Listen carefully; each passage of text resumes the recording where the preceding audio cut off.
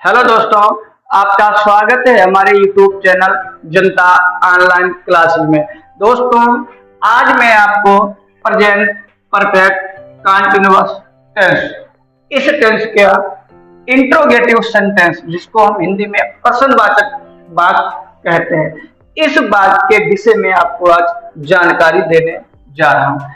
दोस्तों, जो इसकी पहचान है, पहले तो इसकी पहचान पर चलते हैं कि जो इसकी पहचान है कि जिन हिंदी वाक्यों के अंत में रहा है, रही है, रहे हैं आदि शब्द आते हैं और इसमें समय अवश्य दिया होता है, वह प्रेजेंट परफेक्ट कंटीन्यूअस टेंस कहलाता है। दोस्तों, इस टेंस की जो पहचान है कि जिन हिंदी वाक्यों के अंत में रहा है, रही है, रहे हैं आदि शब्द आते हैं, वह हमारा प्रेजेंट परफेक्ट कंटीन्यूअस टेंस कहलाता है और इस टेंस में समय भी अवश्य दिया होता है।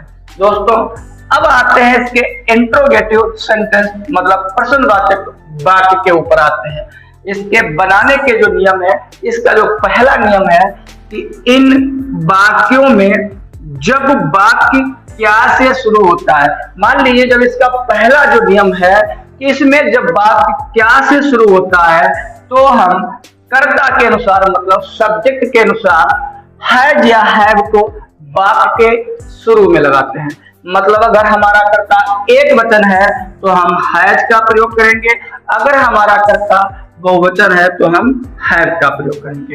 मतलब कर्ता के अनुसार, इस कर्ता के अनुसार हैज या हैव को वाक्य के शुरू में लगाते हैं और उसके बाद कर्ता, मतलब उसके बाद जो कर्ता हमारा है, हैज हैव लगाने के बाद जो कर्ता है उसका प्रयोग करते हैं और कर्ता के बाद बीन का भी प्रयोग करते हैं। मतलब कर्ता के बाद बीन का प्रयोग करते हैं। ये हमारा पहला नियम है। पहला नियम का जो फार्मूला है, देखिए कि सबसे पहले हमारा जब वाक्य क्या से शुरू होता है तो सबसे पहले या तो हम हैज लगाएंगे या तो हम हैव लगाएंगे। अगर ये कर्ता हमारा एक वचन है तो हम हैज लगाएंगे, अगर यही कर्ता अगर हमारा बहुवचन है तो हम हैव लगाएंगे।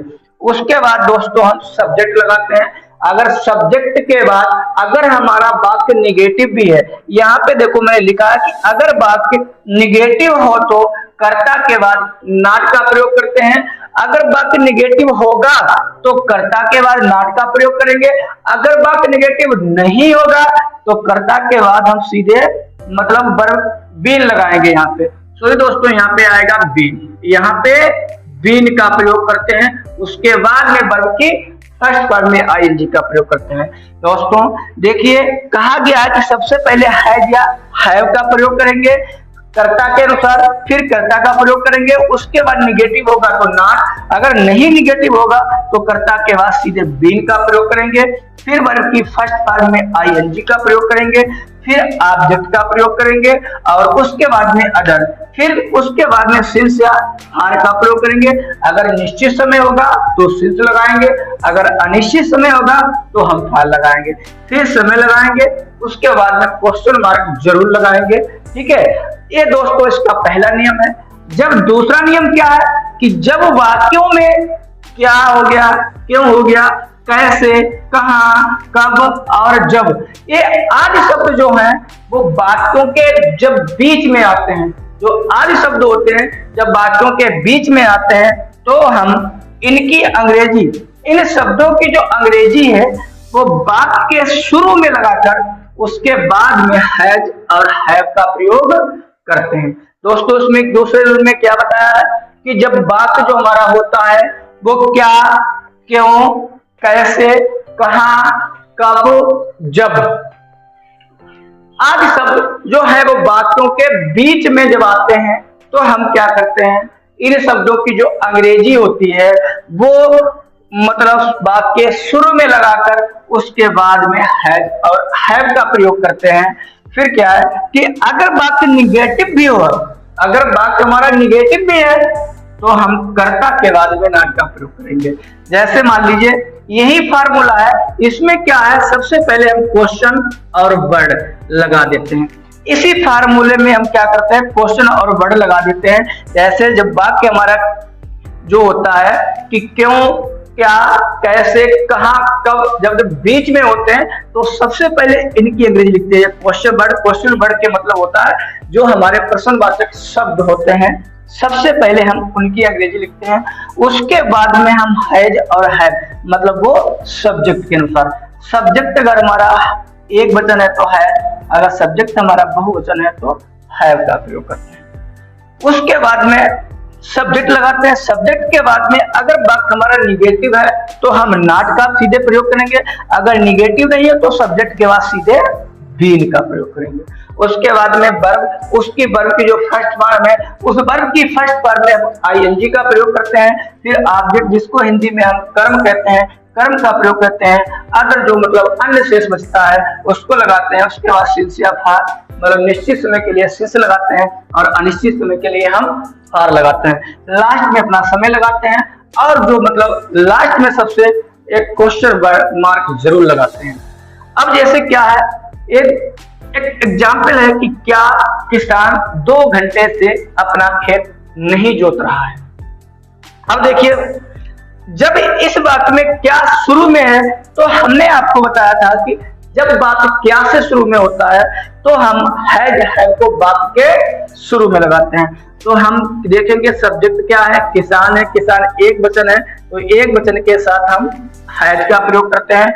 उसके बाद में हमारा क्या आता है, सब्जेक्ट। सब्जेक्ट क्या है, किसान, तो लगाएंगे फार्मर, फार्मर।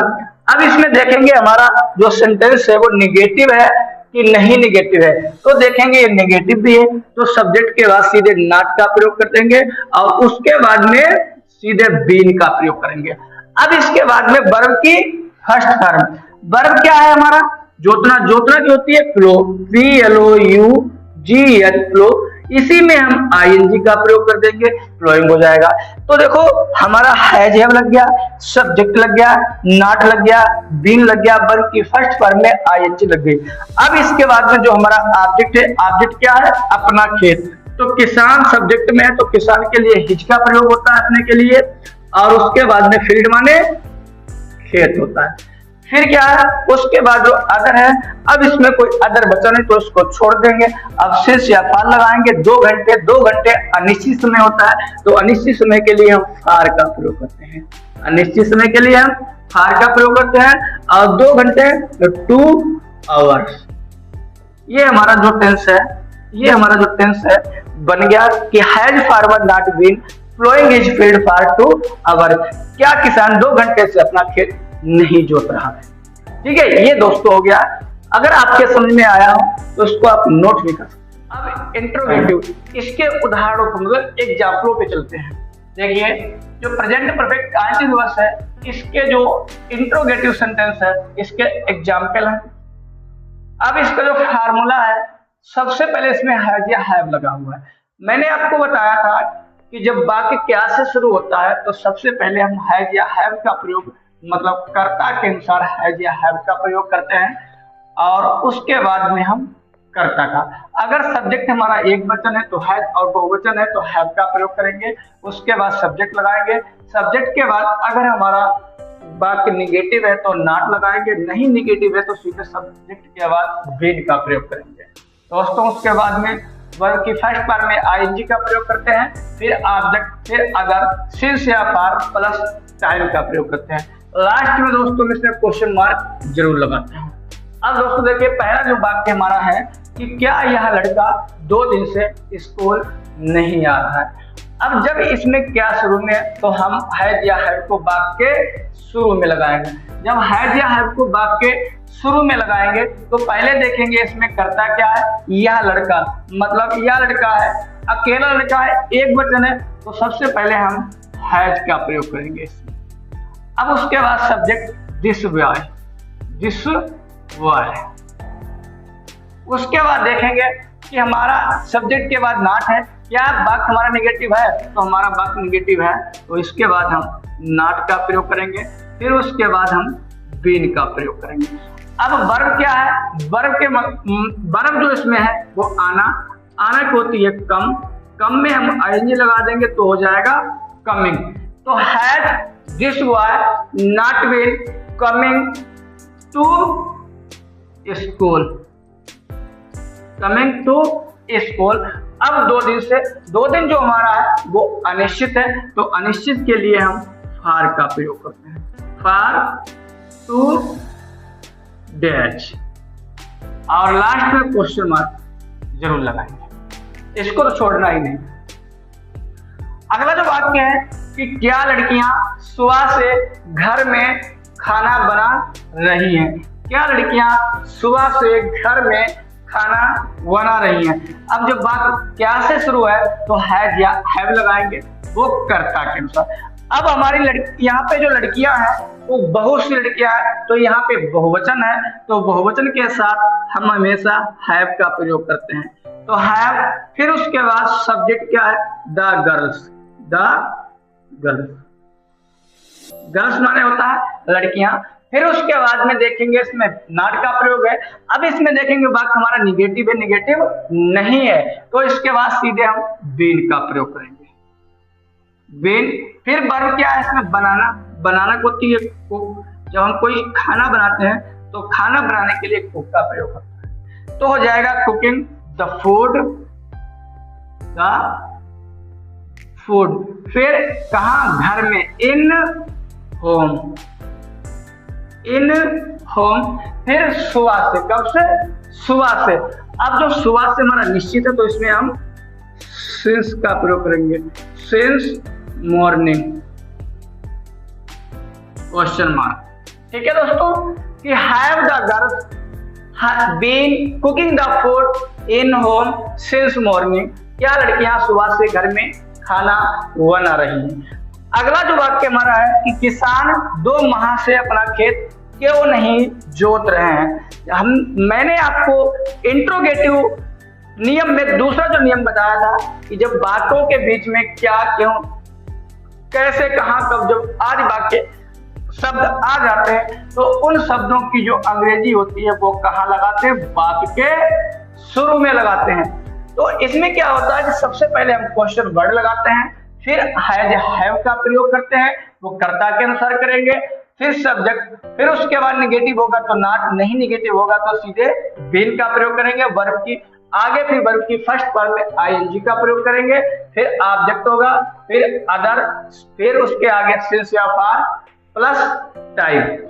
अब इसमें जो वाक्य हमारा जो है उसके बीच में क्यों आ गया है, तो इस क्यों को उठा के मतलब इसकी जो अंग्रेजी है वो वाक्य के शुरू में लगा देंगे, मतलब वाई का प्रयोग कर देंगे। अब इसके बाद में क्या है या है, वो भी कर्ता के अनुसार। किसान हमारा एक वचन है तो हम हैज का प्रयोग करेंगे, किसान the farmer, the farmer. Why has the farmer, उसके बाद नॉट, निगेटिव है तो इसके बाद नॉट, फिर उसके बाद बीन का प्रयोग करेंगे, बीन हो गया। फिर वर्ब की फर्स्ट फॉर्म जोत, जोत रहा है तो जोतना क्या होती है, प्लो, PLOUGH, फिर इसमें ING लगा देंगे, क्या हो जाएगा, प्लोइंग हो जाएगा, PLOUGH तो प्लोइंग हो गया। तो why has the farmer not been ploughing, फिर उसके बाद हमारा क्या है, ऑब्जेक्ट, क्या जोत रहा है, अपना खेत, तो किसान के लिए अपने के लिए हिज का प्रयोग करेंगे, हिज फील्ड, FIELD फील्ड। फिर उसके बाद कब से, 2 माह से, ये हमारा अनिश्चित है तो हम इसमें फार का प्रयोग करेंगे, for 2 month, 2 month, question mark. ठीक है, तो why has the farmer not been ploughing his field for 2 month, किसान जो है वो 2 माह से अपना खेत क्यों नहीं जोत रहा है। अगला जो वाक्य है कि अध्यापक कल से हमें हिंदी क्यों नहीं पढ़ा रहे हैं, क्यों, अब इसमें भी बीच में क्यों आ गया, इस क्यों को भी हम क्या करते हैं, शुरू में लाते हैं, तो वाई, फिर अध्यापक, एक अध्यापक, हमको सारे अध्यापक नहीं एक साथ पढ़ाएंगे, एक अध्यापक एक साथ पढ़ाएगा, इसलिए हमारा ये एक वचन हुआ, तो है। फिर द टीचर, टीचर, फिर उसके बाद में निगेटिव है तो सब्जेक्ट के बाद नॉट, फिर नॉट के बाद बीन का प्रयोग करेंगे। अब वर्ब की फर्स्ट वर्ब पढ़ाना क्या होती है? टीच। और खुद पढ़ना रीड होता है, TEACH, फिर उसके बाद में ING, मतलब टीचिंग। फिर चाहे हिंदी की पहले लगा लो, चाहे हमें की पहले लगा लो, चाहे अस पहले लिख लो, चाहे हिंदी पहले लिख लो, बात एक ही। अस पहले लिख लो, अस हिंदी, या चाहे अस बाद में लगा लो, ठीक है। फिर कल से सिंस, कल से यस्टरडे, क्वेश्चन मार्क। तो क्या हो जाएगा? Why had the teacher not been teaching us Hindi since yesterday? कि अध्यापक कल से हमें हिंदी क्यों नहीं पढ़ा रहे हैं। अगला जो वाक्य है, लास्ट वाक्य है, वे कुछ समय से इस गांव में क्या कर रहे हैं। वे कुछ समय से इस गांव में क्या कर रहे हैं, तो वे, अब बीच में क्या आ गया? क्या आ गया? अब इसको उठा के आगे लाते हैं तो क्या हो जाएगा? वाट, मतलब क्या की मीनिंग? वाट। फिर उसके बाद में बे, तो बहुवचन है, बहुवचन के साथ में हमेशा हैव का प्रयोग करते हैं। फिर उसके बाद में सब्जेक्ट क्या है? दे। अब इसमें वाक्य हमारा निगेटिव नहीं है, तो निगेटिव नहीं है तो इसके बाद में सीधे हम बीन का प्रयोग करेंगे। अब गांव में क्या कर रहे हैं, करना होती है डू, तो इसमें लगा देंगे हम ING, डूइंग हो जाएगा। फिर इन माने में, इस गांव, तो दिस विलेज, दिस विलेज। कुछ समय से अनिश्चित है तो फार, सम माने कुछ, और टाइम माने समय, कुछ समय से। तो दोस्तों इसमें कहा गया कि वे कुछ समय से इस गांव में क्या कर रहे हैं। व्हाट, इसकी भी जो इंग्लिश होगी, what have they been doing in this village for some time. वे कुछ समय से इस गांव में क्या कर रहे हैं। दोस्तों जहां पे आपको समझ में ना आया, आप कमेंट करके आप बता सकते हैं। कोई चीज या कोई कहीं पे कुछ अगर ना समझ में आया तो पूछ सकते हैं, ठीक है दोस्तों।